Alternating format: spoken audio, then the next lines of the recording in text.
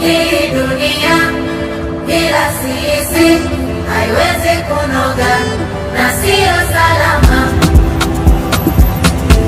Kwangu mwanamke ni mtu wa kawaida, ni sawa na mtu yeyote yule ambaye anategemea na jamii na familia. Mwanamke huwa ni mtu ambaye ana moyo wa huruma, ana moyo wa kuwasaidia wengine. Kuna nani anasema hivi, tulishe vitu vyetu, tulinde manyumba zetu, kila kitu tulinde, kwa sababu sisi ni tegemeo kwa watoto wetu, kwa jamii yetu, hata kwa majirani. Mimi nina umuhimu katika familia na jamii kwa sababu mimi ni mwanamke, napaswa kulea familia, na katika familia mwanamke ana kazi nyingi.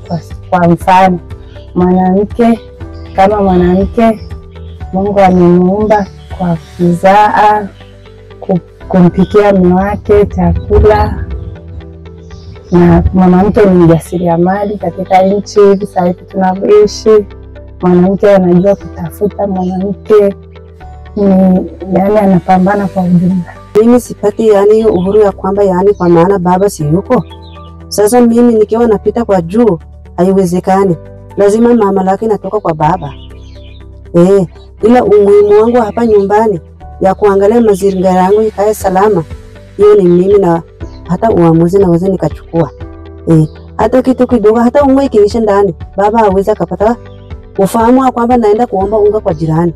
Ufahamu hiyo inatoka kwa mwanamke. Mimi nina ushauri kwa wanawake wenzangu kwamba mwanamke asiwe yani mtu wa kukaa. Mwanamke awe mjasiriamali, awe anajishughulisha. Mwanamke hapaswi kukaa kusubiri kwa mume wake. Mwanamke anatakiwa awe msaidizi kwa mume wake. Mwanamke ndio yani hivyo ndio inavyomfaa mwanamke katika jamii.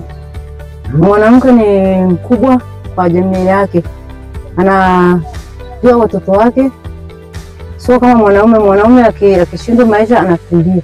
Mimi ushauri yangu ni kwamba wanawake wajitokeze, inachotokea duniani tusherehekee kwa pamoja, tuwe tuna umoja kwa kina mama, tupendane. Yaani kazi yetu tufanye kwa pamoja ili tusidharaulike.